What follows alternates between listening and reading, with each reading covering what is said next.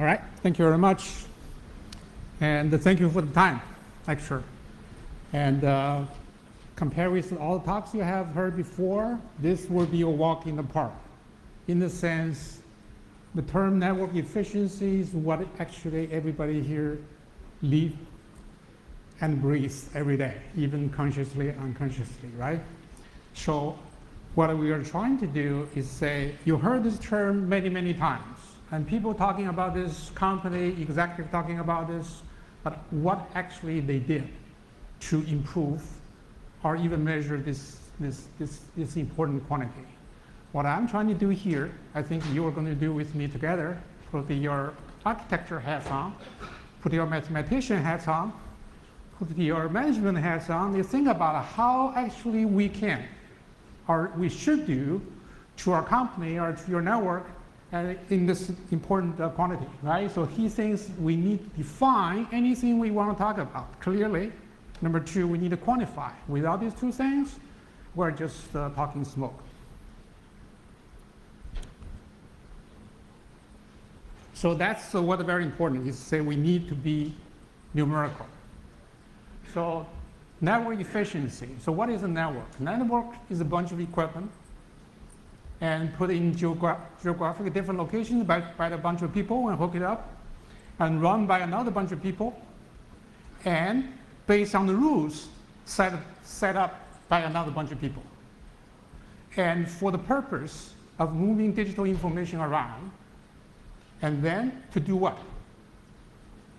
To fill some company's business goals. Like for a service provider, we want to sell this transmission and make money. That's the whole thing, right? So when we talk about network efficiency, we need to keep all these different components in mind and see what it has. So if we were moving bits around, we need thinking about capacity and how efficiently you can use that hardware and software to do this job. And we need to know how people manage this thing and how the network actually performs. And also what exactly this network is doing to fulfill your business goal as what you intended originally to do. So all these things need to work together in one way or the other actually to make sense. And you can think from your own company. Sometimes they express one thing and but omit the other thing. Sometimes we do all kinds of jumping around and trying to figure out what exactly is going on with our network. So if you think about efficiency, and with all these three different components, and maybe one of the simplest way you can define that would be this simple formula. Basically, you have two terms, which is the capacity and the operations. They are affecting your bottom line. And also you have a service efficiency, which affects your top line. And the very important, we have to think about it, say, if these things could be in conflict with each other, and if you don't do it correctly, and then you are not going to make a good business decisions. One very important thing is about the service efficiency, right? So a lot of things, as we are as engineers, we are geeks to do all things technically advanced or fancier and all that stuff. However, we cannot use that to impede your business goals. And management make decisions based on all kinds of decisions, but are these decisions actually going to advance your business or the other way around? So it's very important. This is not just engineering criteria, also is the business standards. So let's go back, talk about service, right? This is a very important thing. This is how the purpose of the company exists to do this thing. So what is the service efficiency in this particular case? So you see the first component, which is how do you bring a service or product to the market or to your network. And the second term would be how do you actually procure customer onto this network. And the third term would be how you are spending money to make this thing happen, right? So you see that we use a timeline there to define these efficiencies. The last one is you see using a capital S to represent dollars, right? I don't want to put a dollar sign in there, look too greedy. And so you see anywhere you see a large S is represent a dollar sign, right? So it's a number. So very important thing is here you see any decisions, especially we see in my company, in many other companies, And when you do not, when the management cannot identify what is coming, what is the most important business currently in the market, how do you make money out of it? And if you spend years' time to develop and going back and forth, you're losing what? You're costing you a huge amount of opportunity cost. This is one term that in many places is completely ignored. People don't understand it, and people don't think about it. Opportunity cost actually, from what I stand in my company, is that I think that's a major problem, that people not making decisions based on the actual the business goals, but using some other process and procedures. You see that indecision, lack of a vision, and very slow to reaction, right? So here, in this day and age, I think all the SDNs, NFVs, and all these new trends is trying to make sure this service part is meeting the market demand. From operation perspective, that is very simple defining here, is basically how much the cost and to operate your network compared with your total capacity, and also do you actually has any operationally involved errors which are causing you problems. So operational cost defined above is actually involves both people and tools, right? And many places now we want to automate it, we want to bring tools into the network. And on the other hand, we want to reduce staff. And so you trust algorithms or you trust humans. And many companies exactly say, okay, I want to save money, I want to trust algorithms. But still, humans are your most important, precious assets. So you have to treat that carefully, especially the experienced staff here. And then we talk about capacity. Capacity is what we do here, right? It can be defined in many other ways.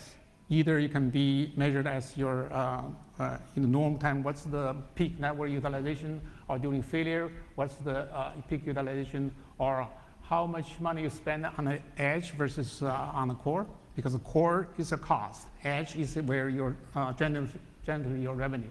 So how you do that part defines how you run your capacity effectively. Or you can say, okay, what is my working capacity, meaning what's the minimum capacity to run the traffic with no failure, plus how much additional capacity you add to the network and to fulfill your failure protection requirements. Of course, you have a network triggered network events. If it becomes capacity, then it also degrades your capacity. So this is like multiple angles to evaluate the same thing, and all different layers of the network will affect this particular number. So in some general rules, you say you have to deal about business goals and RSAs, which are basically defines the traffic behavior during failure. In normal cases, we always carry traffic through, but during failure, you need to know how should we run design the build network dealing with failures. And so you have different classes of traffic, and you can have a maximum failure time scale. You do not want the packet loss to last too long. And you have your QoS policy, you have a latency constraint. Also, you have to do either you protect single failures, and sometimes you also need to protect your multiple failures. But protecting multiple failures is exceedingly expensive, so you have to be very careful with picking where and when you do that. And for network topology, when you design, how do you optimize? We have to remember the traffic patterns. Usually it's a function of time. And people from different layers looking at things differently, especially in the transport folks that give you a single track pattern and say, okay, if you do this, I can save you 30% of your capacity. You can tell them, no. If I change the traffic patterns in the next 5 minutes or 2 hours, and your entire model breaks down. That 30% becomes 5%. So we have to think about that part. IP traffic is highly bursty, and also your fiber plant and the diversity requirements. So from a traffic capacity efficiency perspective, right? So what's affected by the different layers of the network? Optical layer, and it's wavelength based, and it used to be the lowest cost. Very important thing when the coherent technology come along, we go into 40 gig and 100 gig, now you eventually go into 400 gig and terabits in the future. Optical wavelengths becomes a lot more expensive and becomes larger portion of your network cost because the optical becomes highly expensive. The router ports before, when you go to OC192 years ago, that was very expensive. You do a lot of gray optics connections between the router ports and the transmission lines, and it's very expensive. That's why at the time people were talking about integrated router and DWDM, meaning you can put the DWDM port directly on the router to save that gray optics. But now things change, folks. That colored optics becomes a lot more expensive than the gray. So how do you do your integration becomes a very important piece. Also, in the optical layer, you have no statistical maximum. So the next one up is OTN. The OTN layer is very similar to the optical. It's just like a SONET before, right? In that layer, and you have, because it's already doing OEO, it's already doing OEO transition, you can do a very fast protection scheme. However, no statistical maximum, and you need idle capacity to protect. And next is our layer, Ethernet, the IP, and MPLS. That one, even though it requires OEO, so however, because the statistical maxing and we have all the traffic engineering tools there is, and that's probably where the most versatile and reliable protection there could be. On the other hand, there's a question. Why all these layers at this point of time are still separate?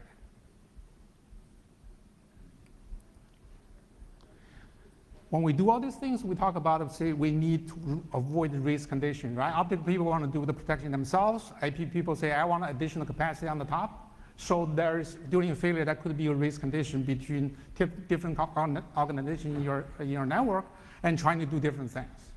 You definitely want to avoid that. So this one particular slide is the whole purpose I come over here to talk to you guys.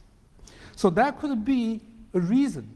That could be a driver, and could be a new technology. Optical and IP can be combined.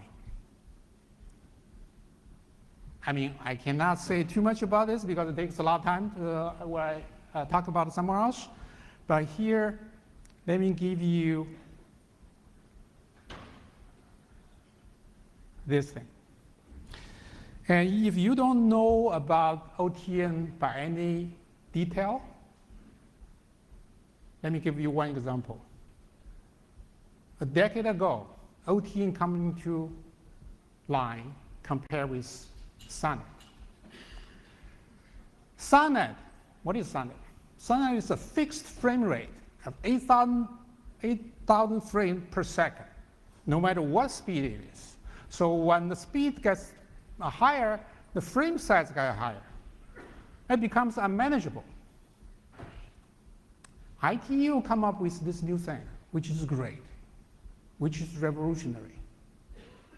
They choose a fixed frame size, then changing the frame rate when you go to higher speed, 16 kilobytes per frame. Think about this. Compare with our normal transportation in the natural world. The container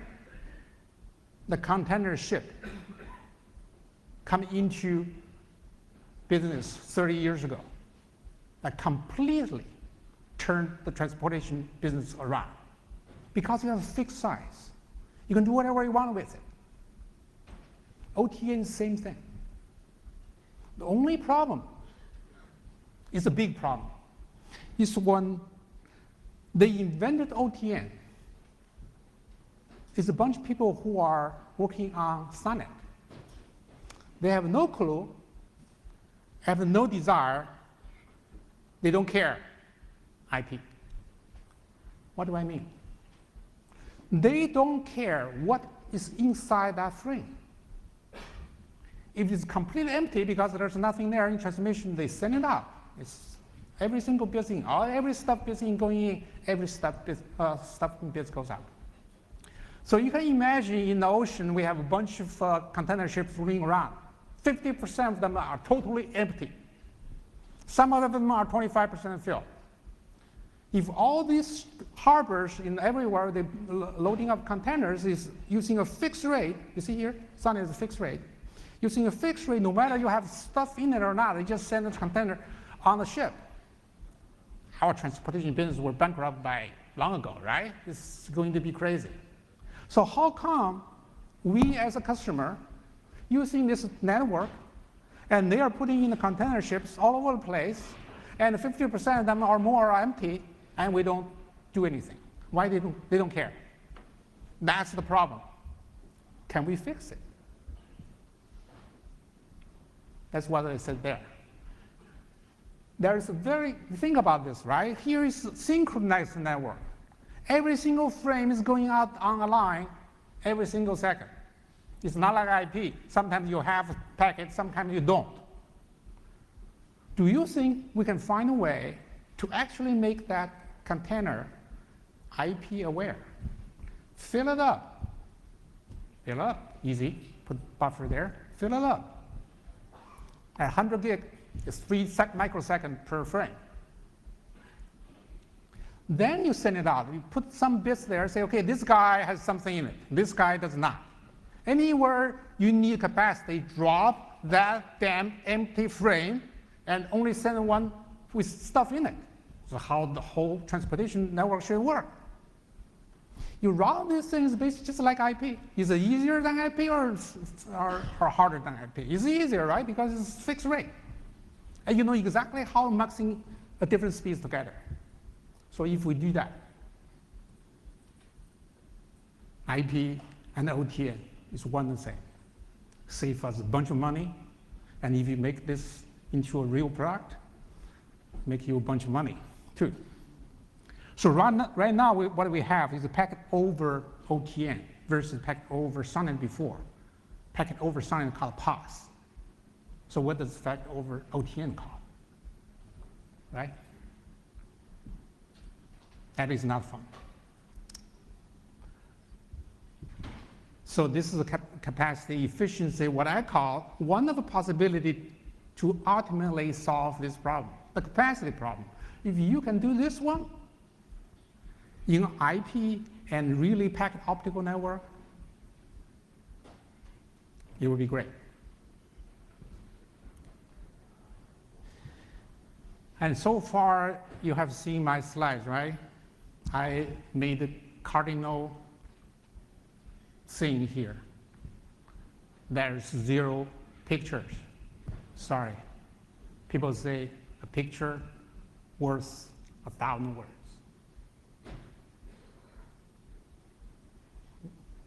What I showed here are a bunch of formulas. I would say a formula worth 1,000 pictures. Because that's if you clearly define what you want. If you clearly define what you want to measure. If you go out, actually measure it. How many pictures you can produce. That's which are the truths coming out. All the people talking about that they want to increase their network efficiency or increase their organization efficiency or whatever, right? The executives are doing all kind of reorgs. Every time they come in, they have some problem, they do reorg shit. They reorg us around. Does that do anything? If you actually put all actions, all company and department and personal actions into formulas and measure them out, And you see based on time, you are not competing with anybody else. You can use these formulas to actually measure your own progress. And then what can you do from a capacity perspective, from an operational perspective, from the service perspective? You measure as a function of time. That's real progress. That's how the whole thing people are talking about, because now we are not doing just hand waving. We actually have a numerical number you can talk about. Of course, just numbers are not the whole thing. You still need to back up with many other best practices and everything else. However, this is very important, right? And also, networks are not living in a vacuum, right? It's run by a bunch of folks by humans. Humans can be stupidity, right? We see a lot in our own environment, and we can see human ingenuity too. The ingenuity comes from you look at yourself, look at your own organization, look at your own company in truth, in measurable numbers, and then you see the truth. Then you figure out what to do and going forward. So I'm presenting here is not just a bunch of formulas, but they could be used to actually advance a business. And so this conference is everybody is expert here, and I don't need to say too much. And all this efficiency we talk about, the service, the capacity, operations, what actually can improve that is the control plan, right? Now the SDN, everybody's automation, we heard about all the things we want to do, is actually using the control plan to improve your network.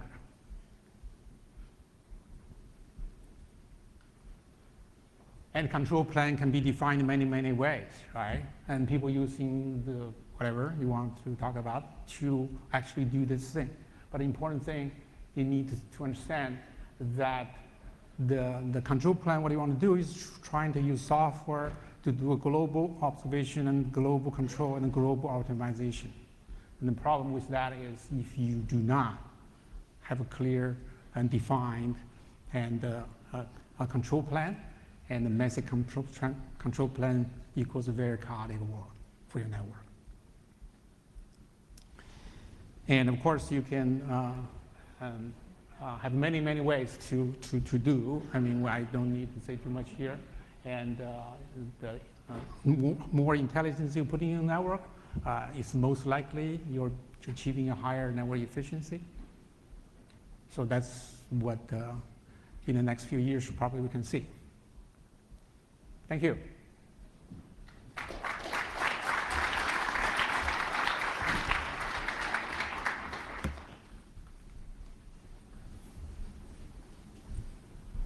Ooh, questions? Time for questions? Matt Petak, Yahoo. I find your concept of poo very creative. One question I had about your poo, which is, you talk about marking these fixed 16 kilobyte frames with traffic engineering information that would tell it where to go.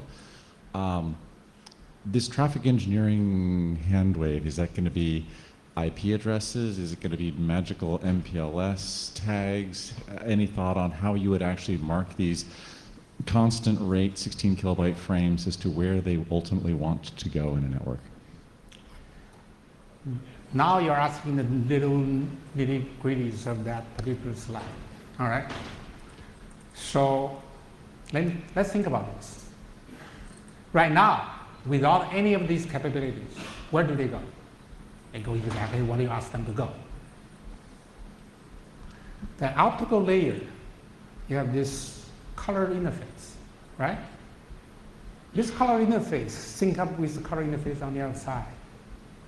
They light up a wavelength. That's where they go. They don't go anywhere else. In the middle, you have all the ROADMs in the middle. They go optically express through. There's no yaw.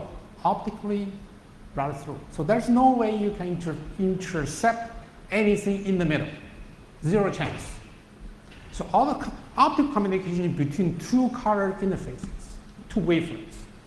Inside the wavelengths, say suppose 100K. And the connecting of the router is a bunch of 10 gigs, right? 10 by 10 gigs. It's 10 gigs going in. So that's OTU 2 going in. 10 gigs. And now each 10 gig coming in, you see here you have 10 gigs coming in. 10 of the 10 gig coming in to form 100 gig. What I'm talking about is this. Before they come in, join your wavelengths. This 10 gigs, how many frames of them they have? If you say 100 gigs every 3 microseconds is 1 frame, and the 10 gig come in every 12, 13 microseconds, right? So all this frame come in, because, they're 10 times, right? So you're 30 microseconds to go in.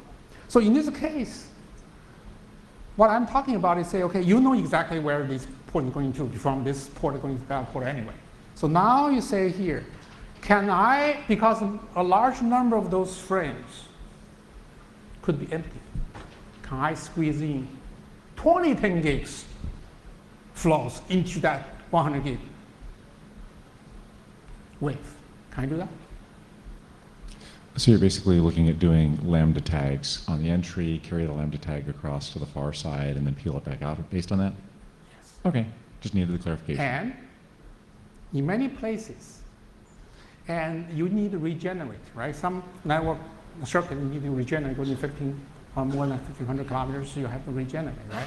What the regenerate is you're going up to the ROADM, you do OEO, you have this, all the 10 gigs and 100 gigs come together, and you regenerate going in some other direction. Also, at the intersection of your fiber junction, you have routers coming here and hook up. You do a local transition, right? This is a transit network right here. When you have multiple wavelengths coming in other places, but by definition, the traffic actually going to a single direction on the other side. What do? You have 200 gig coming in, you have to have 200 gig going the other side. Do we? We have to, because it's a perfect match. It's a synchronized network. But if you know in this 200 wavelengths, 100 gig wavelengths, you have a large fraction of them are not useful. Can you drop them and send them out in a single 100 gig wavelengths? You could. You get into the statistical multiplexing headache, though, of can you do Yes. that reliably enough, or do you end up with a congestion? It's an interesting concept. I think there's a lot more devil in the details that you would It have to work is through. all the devil's in the details. Yeah. I'm not saying this is actually doable, but I say, do you think it's worth to do? It's an interesting mental exercise, but I'm not sure you're going to see hardware vendors rushing out to do it tomorrow. But thank you for the thought exercise. Yeah, exactly. Because I have proposed this for a while. I haven't got a single one say, I'm going to do it. I say, probably, that's fine. I just need one guy. Just one. If somebody did it, you will see. Thank you.